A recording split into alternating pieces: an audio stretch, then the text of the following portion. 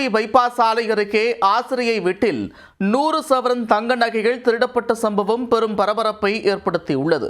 திருடு போன சுமார் 65 லட்சம் ரூபாய் மதிப்பிலான நகைகள் மீட்கப்படுமா?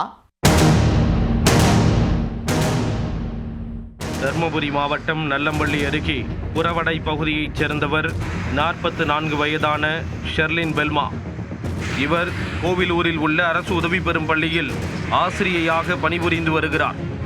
இவரின் வீடு புறவடையில் சேலம் தர்மபுரி தேசிய நெடுஞ்சாலையிலிருந்து 100 மீட்டர் தொலைவில் உள்ளது.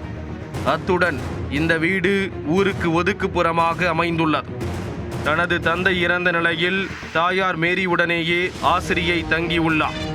வெள்ளிக்கிழமையன்று மேரி மருத்துவ சிகிச்சைக்காக வேலூருக்கு சென்றுள்ளார். ஆசிரியை ஷெர்லின் பெல்மா தனது வீட்டை பூட்டிவிட்டு வழக்கம் போல் பள்ளிக்கு சென்றுள்ளார்.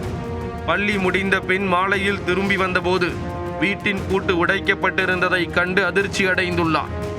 பின்னர் உள்ளே சென்று பார்த்தபோது பீரோவில் இருந்தவருடைய 70 சவரன் தங்க நகைகள் மற்றும் தாய் மேரியின் 30 சவரன் தங்க நகைகளும் திருடப்பட்டது தெரிய வந்தது.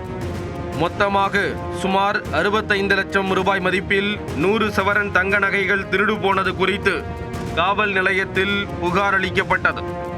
புகாரின் பேரில் தர்மபுரி எஸ்பி மகேஸ்வரன் நேரில் வந்து விசாரணை மேற்கொண்டார். திருட்டு நடைபெற்ற வீட்டு பகுதியில் சிசிடிவி கேமரா ஏதும் இல்லை என்பதால் அருகில் உள்ள வீடுகளில் பொருத்தப்பட்டுள்ள சிசிடிவி காட்சிகளை ஆய்வு செய்து போலீசார் விசாரணை நடத்தினர்.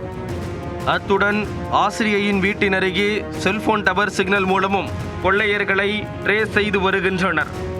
கொள்ளையர்களை பிடிக்க அதியமான் கோட்டை காவல்துறையினர் 3 தனிப்படைகள் அமைத்து விசாரணையை தீவிரப்படுத்தியுள்ளனர். ஊருக்கு ஒதுக்குப்புறம் உள்ள ஆசிரியை வீட்டில் 100 சவரன் தங்க நகைகள் கொள்ளையடிக்கப்பட்டது நல்லம்பள்ளி பகுதியில் பெரும் பரபரப்பை ஏற்படுத்தியுள்ளது.